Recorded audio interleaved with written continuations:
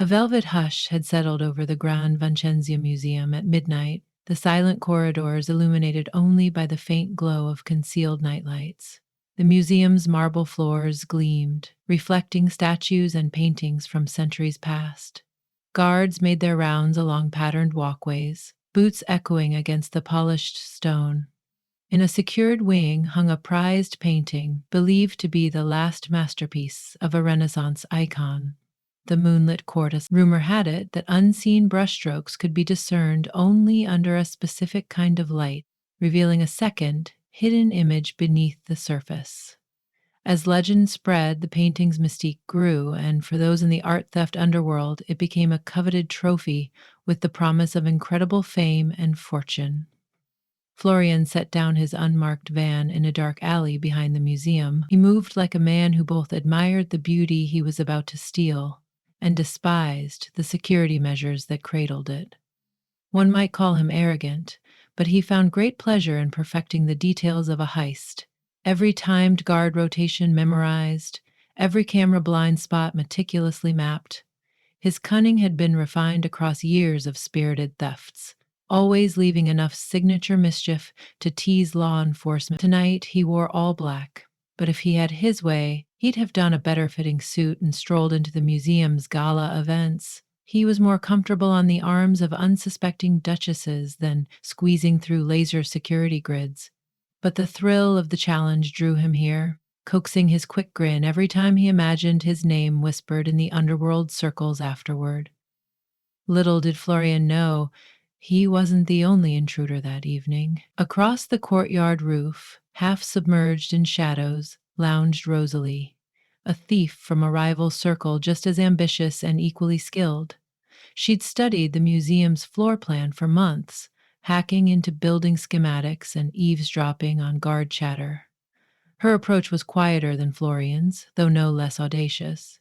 She preferred a grappling hook to an invitation, a stealthy infiltration to a dramatic flourish. Crawling on her hands and knees, she tested each section of roof for any hidden sensor before prying open a skylight, beckoning the night breeze to swirl around her.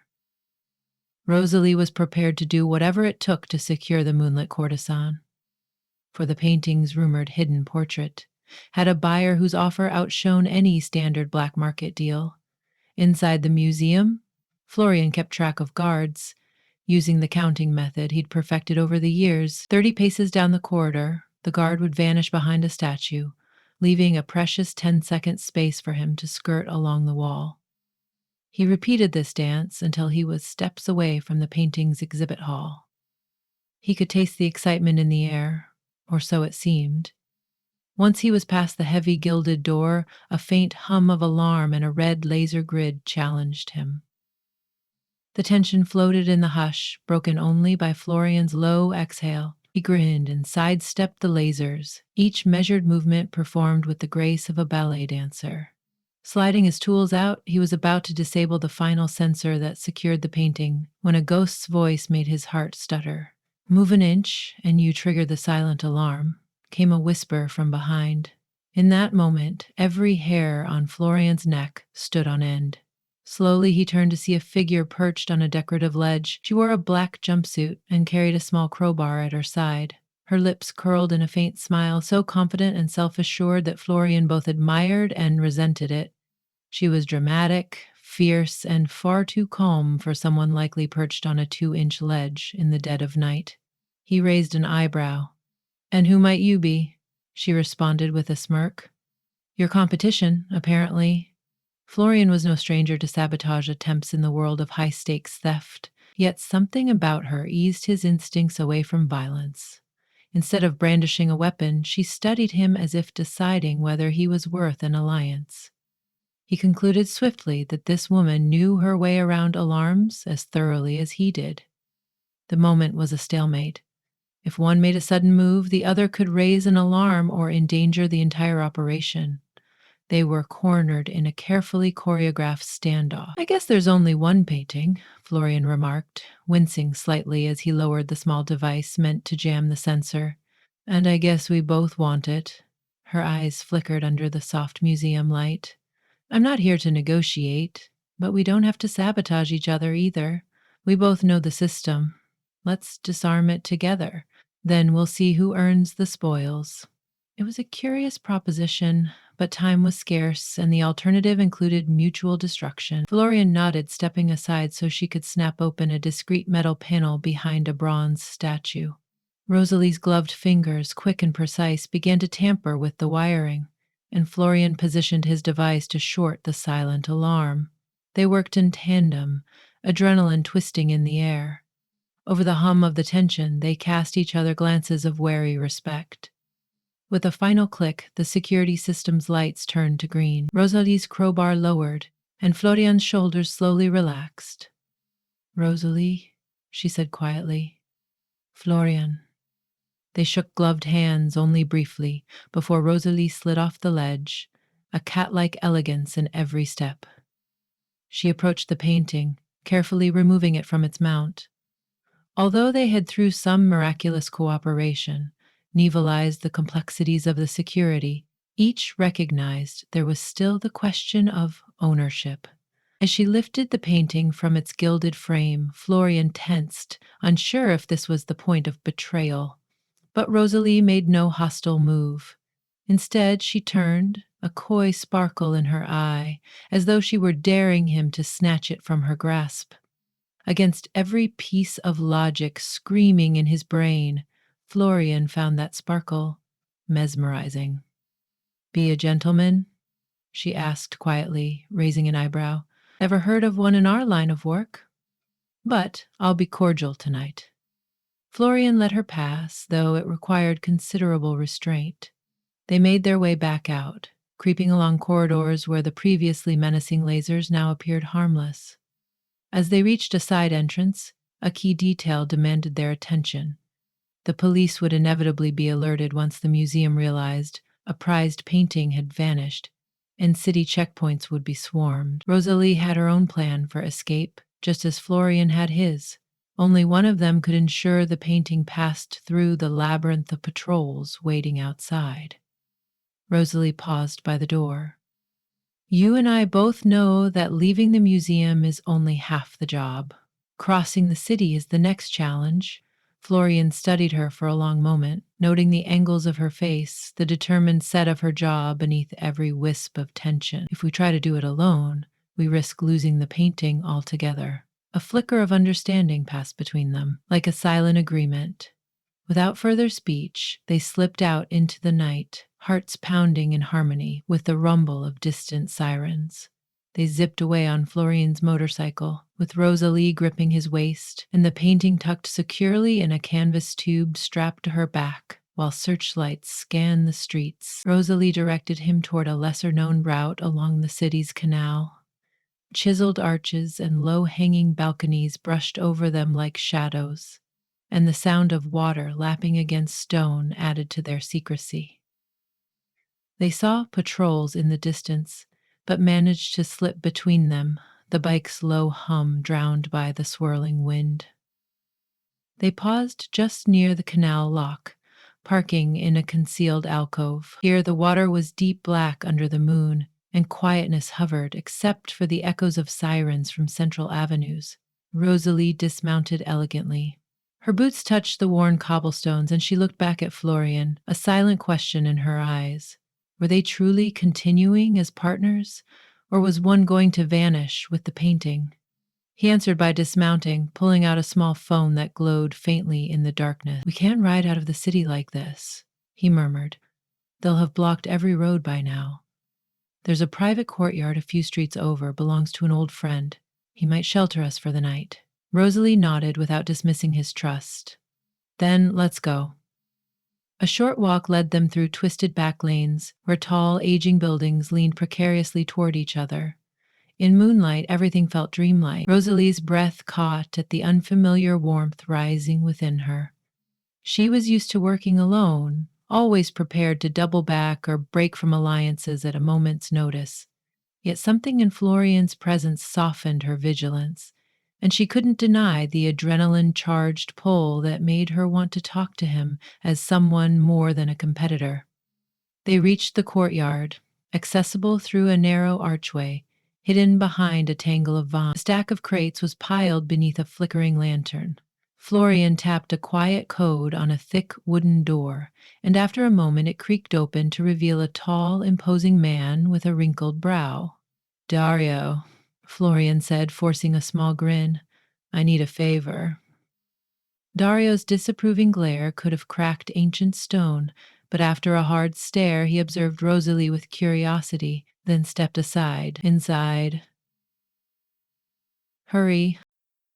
The room beyond was a haphazard workshop, a clutter of gears, half assembled contraptions, and battered furniture. Shelves lined the walls, filled with books, dusty sculptures, and broken antiques, waiting to be reassembled or repurposed. Dario locked the door behind them with a series of metal clangs. Then he turned to Florian, pointing at the tubes slung over Rosalie's shoulder. Is that what I think it is? Florian nodded. We need a place to lay low until the heat dies down. Without waiting for details, Dario pulled 2 chairs from a low table. He muttered about how the local police would swarm the area soon, rummaged for a lamp, then lit it, revealing a tapestry of shadows along the workshop's disarray. Rosalie quietly thanked him as he disappeared into another room to fetch hot water. Florian took a seat, gently setting the painting tube beside him. We might be safe here for now. The museum will be in chaos. Tell me something, he began, leveling his gaze on Rosalie. How did you know that you could trust me, not to turn on you back there? She considered his question. I made no guarantees. But you seemed too enthralled in the puzzle of the heist to stoop to petty betrayal. You had a sense of showmanship, not just greed. And she hesitated, noticing the warmth of his eyes. I've done enough jobs to recognize when someone's got more curiosity fueling them than malice. Florian turned the words around in his mind, eventually nodding. For a moment, they studied each other under the soft lamp glow. Her features were so delicate yet coated with a self-assured hardness, like a rose encased in glass. He felt his pulse go strangely unsteady. They were criminals, thieves, but that tension gave their closeness a crackle of energy he'd seldom felt. Even though logic told him they would part ways once safe, the idea of letting her slip away gnawed slightly at him. When Dario returned with 2 steaming cups, he jerked his head toward the sofa. You can rest, but not for too long. Rosalie thanked him, sipped the tea, and turned her attention to Florian, who busied himself with unlatching the canvas tube. He slid out the painting, carefully removing protective layers. Even in the oil lamp's subdued light, the painting's brilliance shimmered. The moonlit courtesan depicted a woman draped in soft silver silk, her eyes watching from behind a layered fan. The background was a swirling twilight sky. Rumored to hide a second masterpiece beneath its surface, the painting had become an obsession among collector circles. Rosalie leaned closer, drawn to the subtlety of the brushstrokes. It's stunning, she murmured. There's something intangible about it, even menacing, like a secret ready to slip out. Florian nodded, gently tracing a gloved fingertip close to the edges. Sometimes the chase is the real art, not the object itself. He paused, swallowing. But this is everything, isn't it? If we sell it, we vanish into retirement. That's always been the plan. Her eyes met his. I've never thought much about retirement. I wouldn't know how to stop, living like this. He understood all too well. Adrenaline had been his companion since young adulthood. Then, with an unbidden flush in his cheeks, Florian braved a question. What do your friends call you? She blinked. I don't really keep close friends, not outside my circle. They call me Shadow or Raven or whatever code name is convenient. He let out a huff of laughter. I go by the Fox among certain circles, but that's hardly something to put on a calling card. I guess I wanted to know your real name or something real about you. She hesitated, stepping back a fraction. But something about the moment, about the seclusion, the triumph of escaping, and the vulnerability of sitting within these four walls compelled her to speak. My mother named me Rosalie after a beloved aunt. She lived in a cottage near a vineyard. We used to run among the rows, playing hide and seek. That's one of my last normal memories. Her voice softened, and for a moment she was lost in the recollection. Florian watched her closely, heart dipping at the tenderness in her eyes.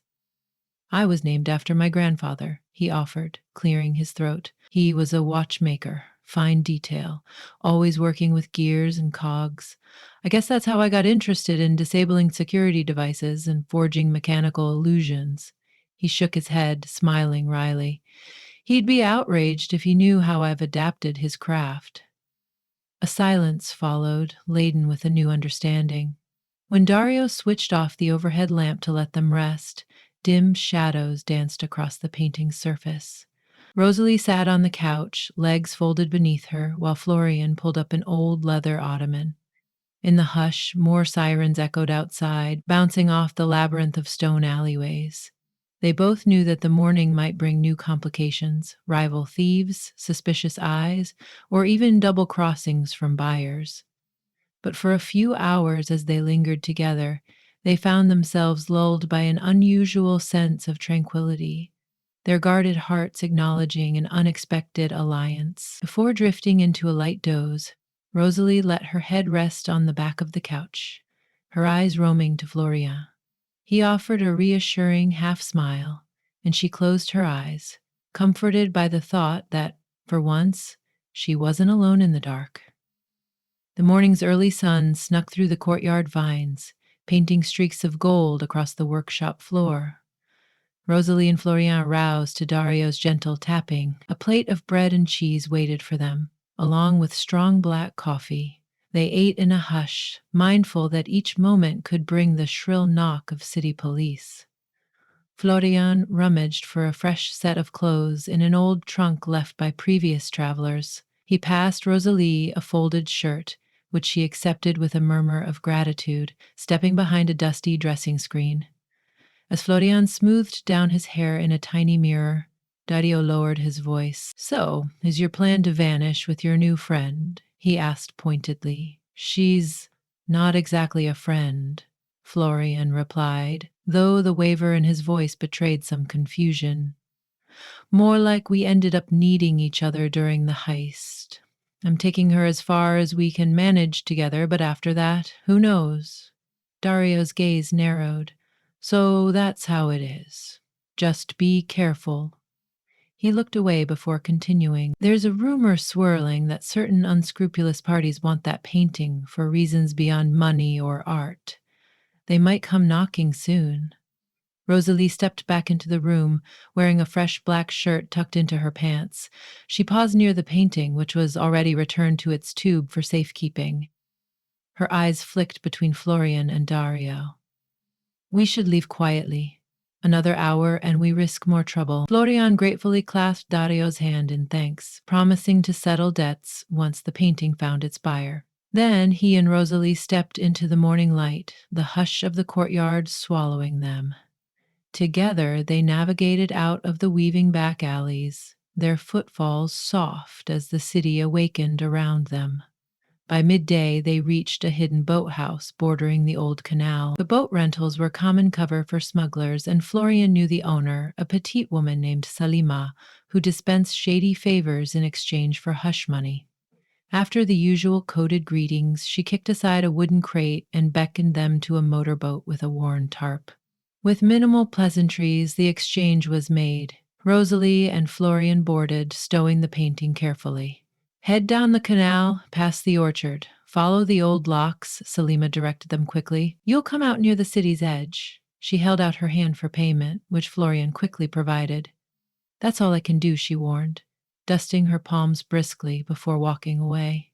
Once the boat's engine sputtered to life, the pair drifted along placid water.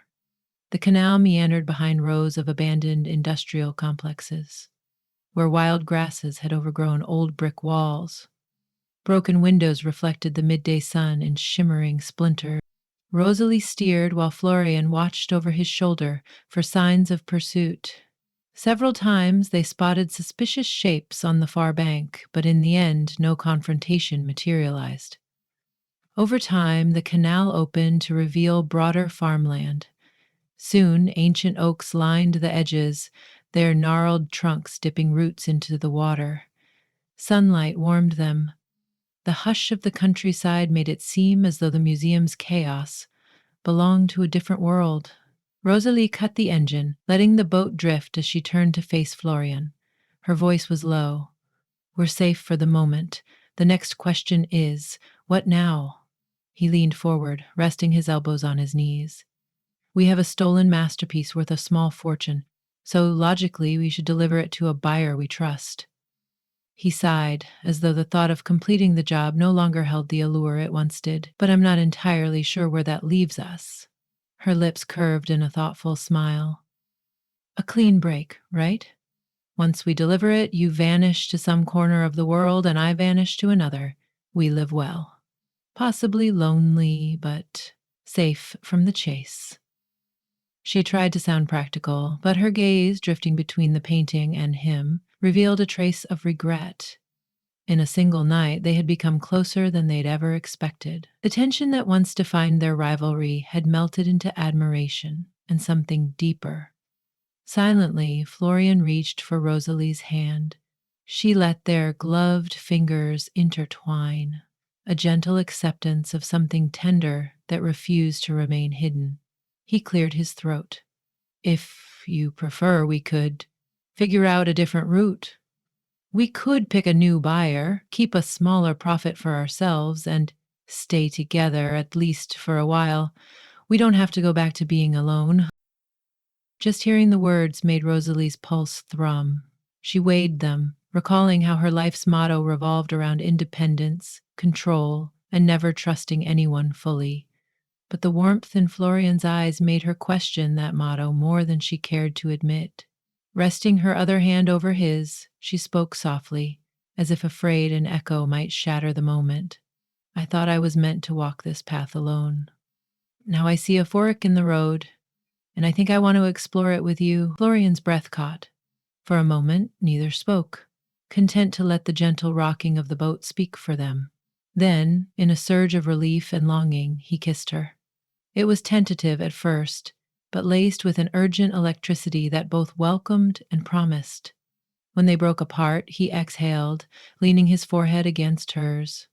They drifted in the cradle of sunlight and water, sharing smiles and fleeting touches, each contact layering trust over their complicated dynamic. The painting, still snug in its tube, seemed to watch them from its resting spot. Once so pivotal, it was now a symbol of their tie, a stolen masterpiece that had stolen them from their solitary destinies. Finally, Rosalie cleared her throat, lips still curved in the haze of the moment. "We should find a safe place," she said. "One where we can examine the painting properly, discover if that hidden portrait rumor is true, and then decide the best course." Florian's grin brightened. "Agreed." He restarted the engine, guiding them further downstream. Over the next day, they traveled discreetly, forging new stories in each small village they passed. They avoided main roads, opting for hidden paths and obscure safe houses. Every pause gave them a chance to talk, share secrets about their pasts, joke about near misses and their old heists, and find laughter in the trivialities of life beyond theft. As the distance from the museum grew, so did their bond, shaped by stolen glances and secret confidences. On the second evening, they arrived at a weathered farmhouse perched on a low bluff. The structure was half collapsed, vines creeping over rotting shutters, but it offered what they needed: solitude. Inside, a scattering of old furniture provided enough comfort to set down the painting and arrange a small pallet of supplies. Rosalie found a dusty lamp and an old blacklight in a closet. Once all was in place, they unwrapped the moonlit courtesan and gently angled the beam of the blacklight across the canvas. Colors shifted, revealing a ghostly outline of another figure beneath the paint layers. It was a portrait of a man, eyes sad, posture stoic, vanishing as the angle changed. The rumor of a secret painting? was true. They exchanged thrilled smiles, marveling at the hidden masterpiece. This revelation made it even more certain that the moonlit courtesan could fetch a king's ransom if sold to the right buyer. But exploration of the painting's depth also seemed to deepen their admiration for each other. They, too, had layers unspoken, tragedies hidden beneath practiced smiles.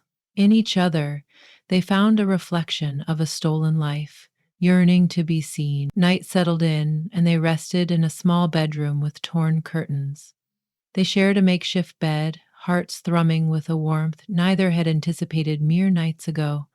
It wasn't just lust, but a convergence of secrets, like two wandering constellations crossing paths in the sky for a once in a lifetime alignment. With fingers threaded softly in his hair, Rosalie whispered about a future that didn't revolve around endless break ins and getaways. He held her close, venturing that maybe they could build a quieter existence, forging illusions no longer for theft, but for art's own sake. Dawn found them curled in each other's arms, as comfortable as if they'd known each other all their lives. When morning came, they left the farmhouse, painting hidden in a carefully sealed case. A curated plan took shape. They would contact a discreet broker miles away and present the painting in secret. They wouldn't demand the highest possible sum, just enough to secure a new start without the bigger sharks circling.